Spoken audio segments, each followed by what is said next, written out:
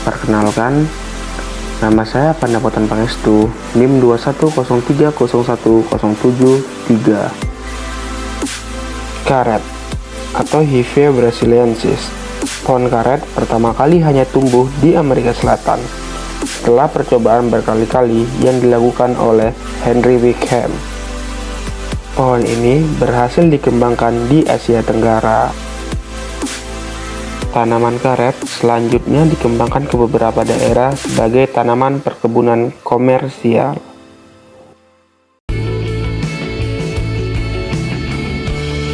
Pasca tanam. Yang pertama yaitu kita membuat lubang untuk semaian bibit karet. Buat lubang dengan dalam kurang lebih 5 cm. Yang nantinya di dalam lubang ini akan kita susun biji karet atau biji kelata yang akan kita semai. Selanjutnya kita siapkan media tanah atau tanah yang nantinya untuk persemaian biji karet di dalam lubang tersebut. Lalu tanah tersebut kita taruh dalam lubang yang telah kita cangkul tadi. Selanjutnya buat ruas garis di dalam lubang tersebut yang nantinya ruas tersebut atau lubang tersebut akan kita susun dengan biji karet tersebut. Ruas tersebut kita buat dengan kedalaman 3-5 cm. Lalu selanjutnya meletakkan biji karet ke dalam ruas-ruas yang telah kita buat tadi. Dan pastikan biji karet tersusun dengan rapi agar semaian yang tumbuh juga akan rapi. Setelah itu, biji karet yang telah kita susun pada ruas-ruas yang kita buat tadi, kita tutup lagi dengan media tanah yang tujuannya agar biji karet tertanam. Lalu kita siram biji karet yang telah kita tanam tadi.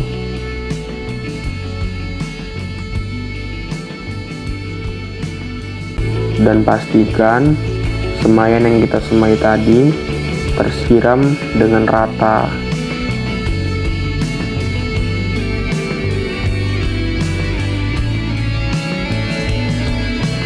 Ini adalah penampakan pohon karet 3-5 bulan setelah tanam. Selanjutnya, pohon karet yang sudah berumur 3-5 bulan akan kita lakukan okulasi atau stek yang tujuannya agar besarnya pohon karet nantinya sama rata dari bawah hingga ke atas. Teknik okulasi ini kita lakukan dengan cara yaitu yang pertama kita siapkan pisau yang steril, yang kedua kita siapkan plastik untuk stek, dan yang ketiga kita siapkan entres atau mata batang pohon karet yang nantinya akan kita tempelkan kepada pohon karet yang mau kita stek. Tahap yang pertama untuk melakukan okulasi atau stek di pohon karet yaitu kita kupas kulit pohon karet yang akan kita stek dengan lebar 2-5 cm.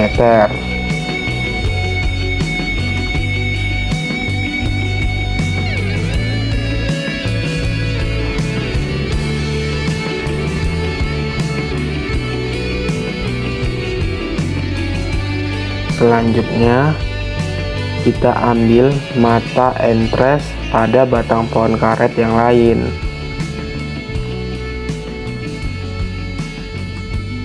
Dan pastikan yang kita ambil ini hanya kulit terluar batang tersebut, tidak boleh terikut kayu batang pohon tersebut.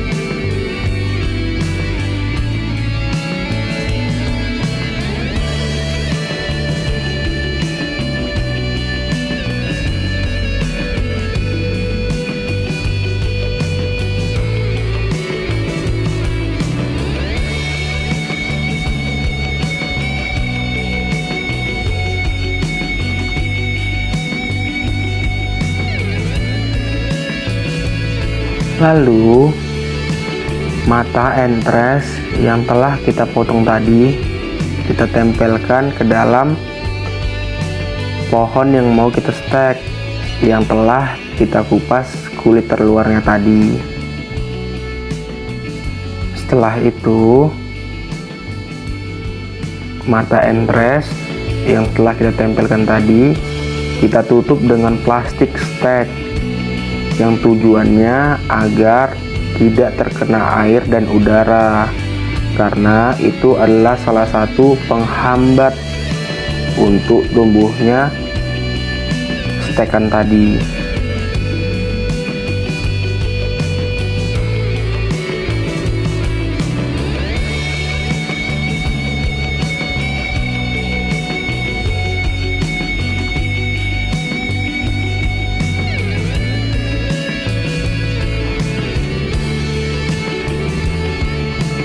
Lalu pastikan plastik stek ini menutupi bagian entres tersebut.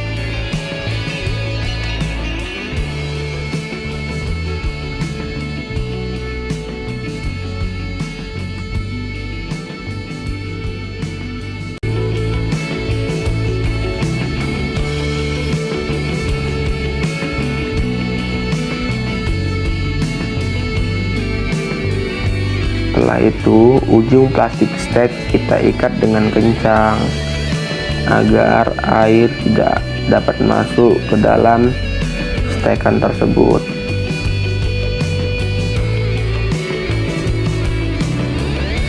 Setelah 2 minggu kemudian kita buka plastik stek tersebut, yang tujuannya untuk melihat mata entres yang telah kita stek 2 minggu yang lalu.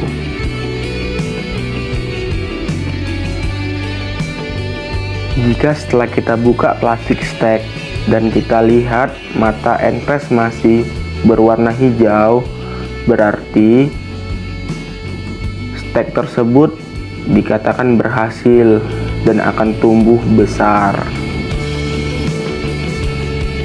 Ini pertumbuhan mata entres setelah 3 minggu stek. Setelah 4-6 bulan setelah stek, tanaman pohon karet ini dapat kita tanam di lahan.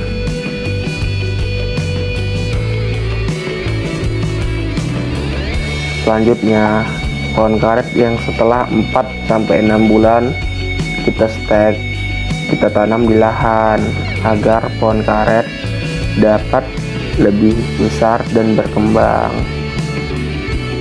Pada proses penanaman ini, pastikan tanah di dalam polybag tidak pecah, karena jika tanah di dalam polybag pecah, maka kemungkinan besar pohon karet tidak akan tumbuh atau mati.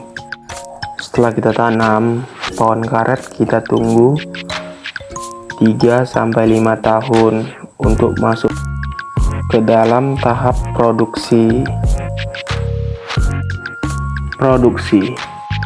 Tanaman karet yang sudah berumur 5 tahun atau lebih dapat kita produksi dengan cara mensadap atau kita sering dengar yaitu menderes, yang tujuannya agar getah pohon karet keluar, yang nantinya getah pohon karet tersebut dapat kita jual ke pabrik ataupun ke pengepul.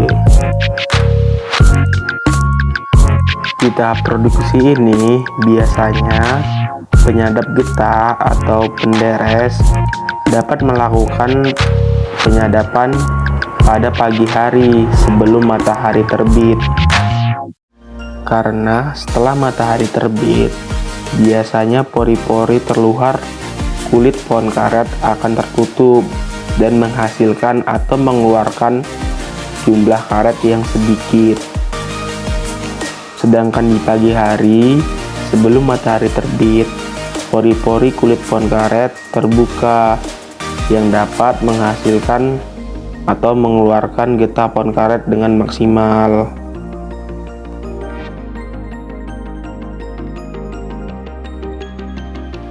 Pada video ini, pohon karet tersebut berumur sekitar 15-17 tahun.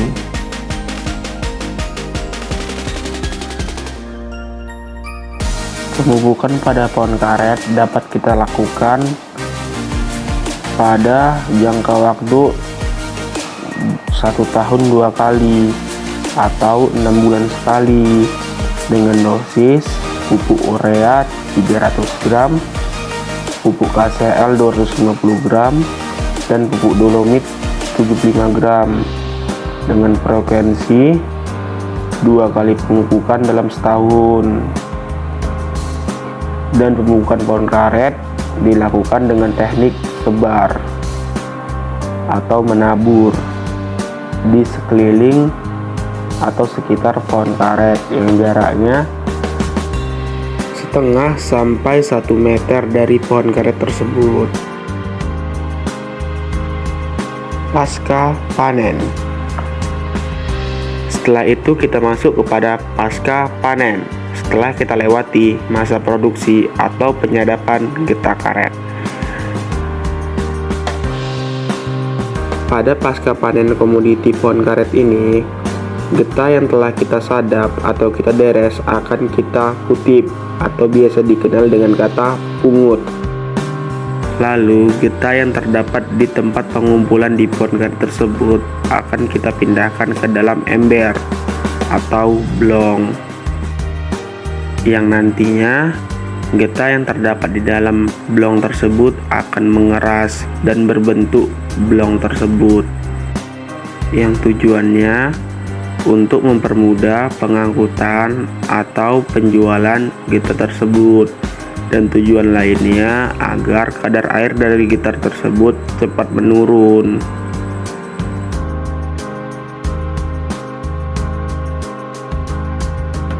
Setelah blong-blong ini terisi getah dengan penuh, selanjutnya getah ini dikeringkan dengan cara dijemur. Tujuannya agar kadar air dalam getah tersebut berkurang.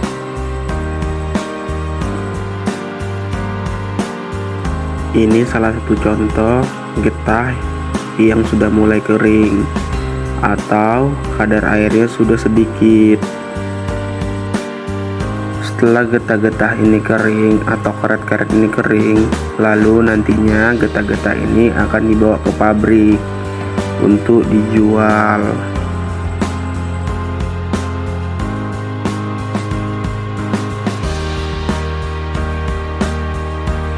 Ini getah-getah yang sudah kering dan telah dibawa ke pabrik.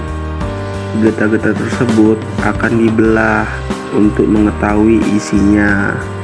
Selanjutnya getah-getah ini semua akan diolah untuk dijadikan suatu produk yang nantinya produk tersebut akan dijual kepada masyarakat.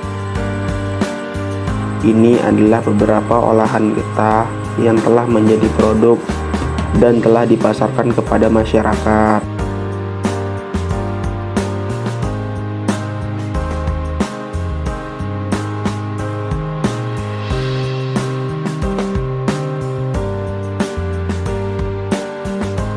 Sekian dari saya, terima kasih.